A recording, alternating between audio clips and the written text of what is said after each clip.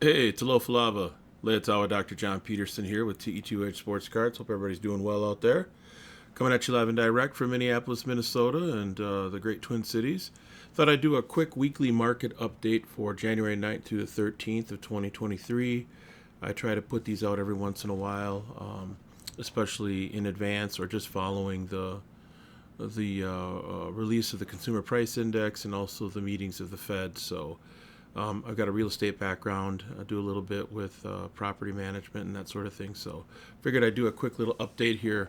Last week was really about wages. It was a bit of a up and down week. Mortgage rates were up on Wednesday on the news of huge ADP payroll report number showing more jobs created than expected. But then there was another employment report, the non-farm payroll, or NFP, which also has a big influence on mortgage rates.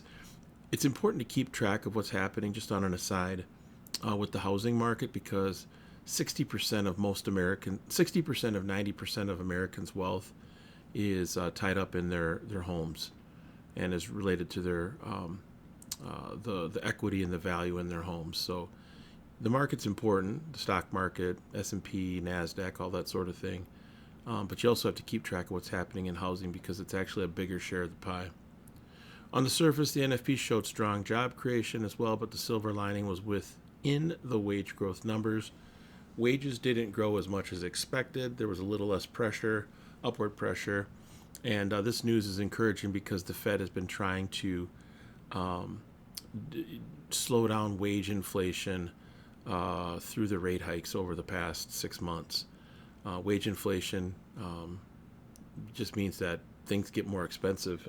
So I don't know. It's definitely been a volatile week.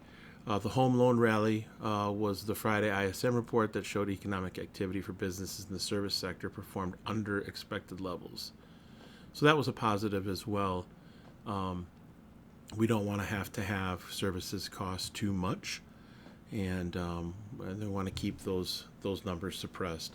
So really, the big thing that comes out this week is in a couple days. It's CPI. If that number comes in under expected levels, we could see a continued rally toward lower home rates. And overall improvement in terms of the economy.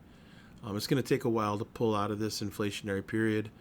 And will be interesting. It will be interesting to see how the Fed responds to what comes out for CPI next week or this week.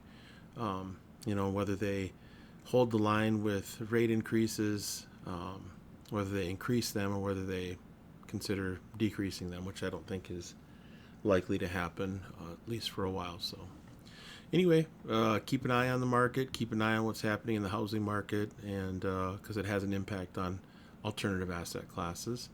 And leave a comment, subscribe, and like, and have a blessed day. Peace.